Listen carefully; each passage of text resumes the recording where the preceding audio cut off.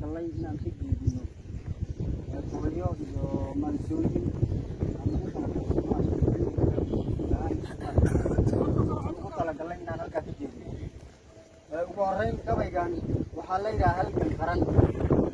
waxaan ugu talagalay si khaasa weliba taliyaha xoogga maanta nala joogo. waxay odhanaysaa halgan qaran halaafiir cidla ah, hawdka marintiisa hubka la isla dhaco hawsarkiyo haarihiiyo qaaca nimankii horjoogay shabaab hana qadgoynayey dalan ciidan hawgala lahayn horarradaa cuniye hooyo iyo dhallaan iyo carruur hoyga noo jeedo waxseeqeenaya xoogga jeyska ay isagoo hanaadi qaba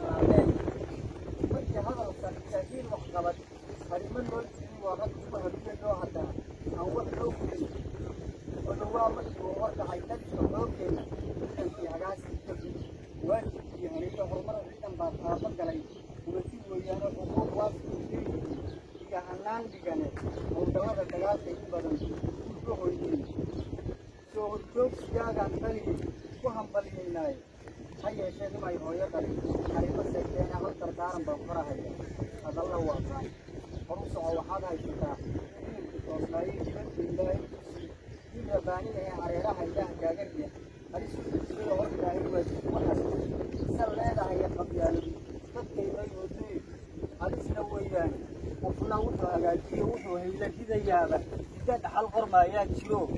lagu halaastaaye cali samatar heerkuu ka galay xoogga hagidiisu halbeegaagu waa inuu noqdaa magaca kaa haro. waa mahadsan saaxiibkay. waxaan rabaa inaan midda raaciyo oo saraakiisha iyo macalimiinadoo dhan ba inoo kusiisa. waa maanso ay maansadan leedahay ku bilaabanaysaa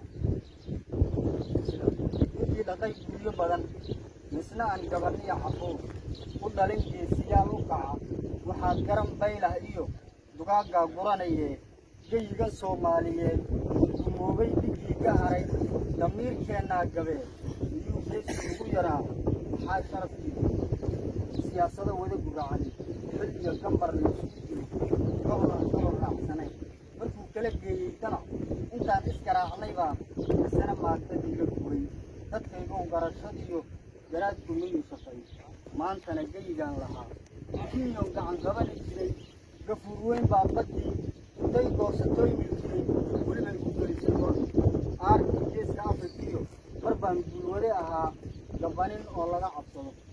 digaaxay garabka iyo ka jaban ganaciya lafaha samowguna weeraree itaalku gabee qaldhigo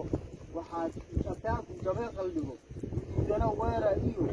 waaguba kama gudee wuxuu waaliiguna galay intaa guntayoo dhigee haddaan eego gees kalena gaashaan dhiggan la hadlayaa askarigan gaar ahaan